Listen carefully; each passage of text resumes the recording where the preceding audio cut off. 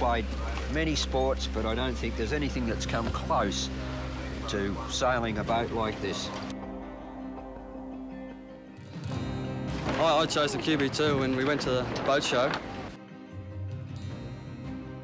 A lot of work goes into the boat in preparing it, mainly polishing, checking all the fittings, make sure nothing's going to break on you. In heavy weather is when all the load is on the boat.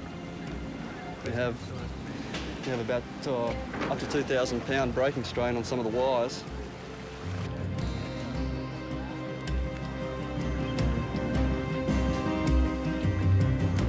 Then when you get out there on the water, it's a matter of knowing the conditions and choosing your tactics. I never follow anyone. It always pays off for me. I always go my own way.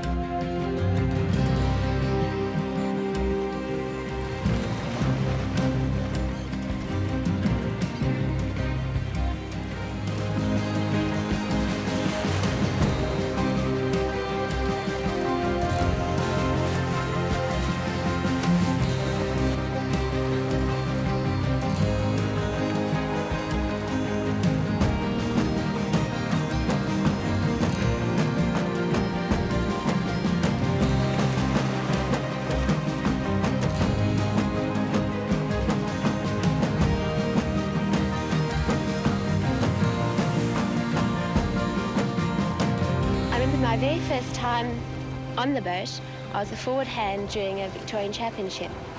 I was a substitute one because our other crew member didn't turn up. My husband was the skipper. Winds were blowing very strongly, and I was virtually pushed out on trapeze, and the trapeze hook wasn't adjusted for my height.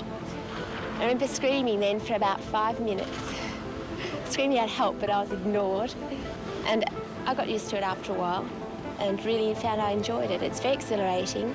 I don't think there's any other sport really like it. And it's tremendous to be able to be involved in the sport with your husband. And the gun goes. You got to feel the tiller in your hand, the main sheet, fully and hard. Yelling out to the crew, get out and trap. From then on, you're up in the air and going. Out and trap, it's a good feeling, it's a relaxed feeling. You're just going like a train in this type of wind. Now our leading boats are coming down towards the weather mark.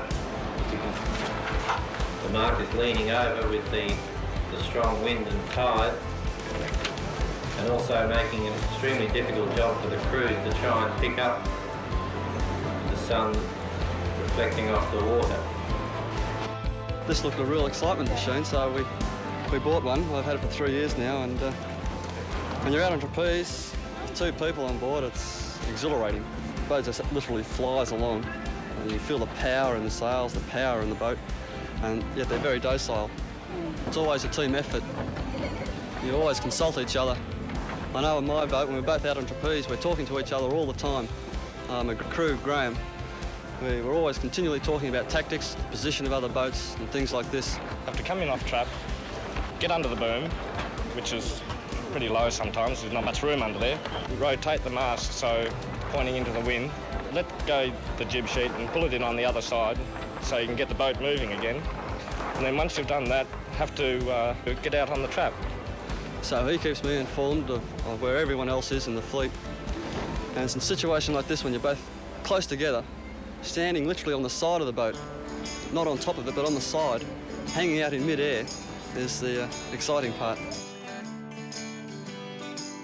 It's late December, I still remember the honor singing on the radio, and all of the faces, those itchy cool faces, all singing along with the stereo. I remember January, sticking hot. We watched the road top bubble as we boiled. The smell of the heat, the sands burning our feet. The taste of salt, the smell of coconut oil. Oh, take me back down that road again. Take me right back to where it all began. When rock and roll had such a meaning.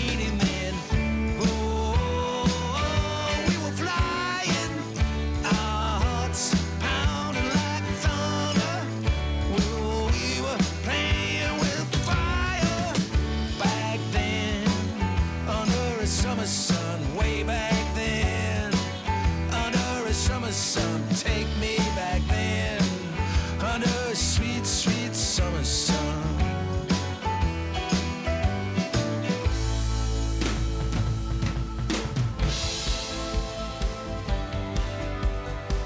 The exciting feeling when you're out on trapeze, when the boat's really flying to windward, it's just a feeling that it's hard to describe. So you either point up into the wind or let your sails off and bear off and power through the gust.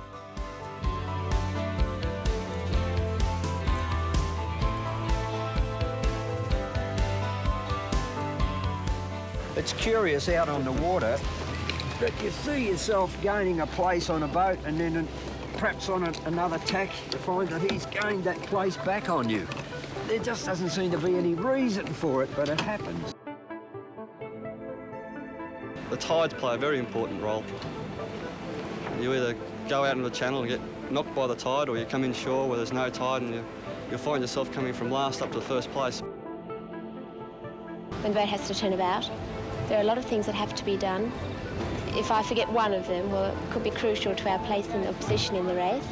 When we go about, it means I have to unhook, get myself into the boat, and generally a few bruised knees result. Then I have to hold in the jib as hard as I can. And once we're about, my husband usually yells out, "now," or something like that, and people think he's abusing me, but he's not really. You make the adjustments, you look at the rig and you look at the other fellas and you just wonder what's going on, but you don't seem to be doing what he's doing. In the actual boat speed, he's getting away from you. When the centreboard comes out, you think, oh yeah, geez, we're a little bit high up here. I think we'll be off the main sheet and drop back in the water again.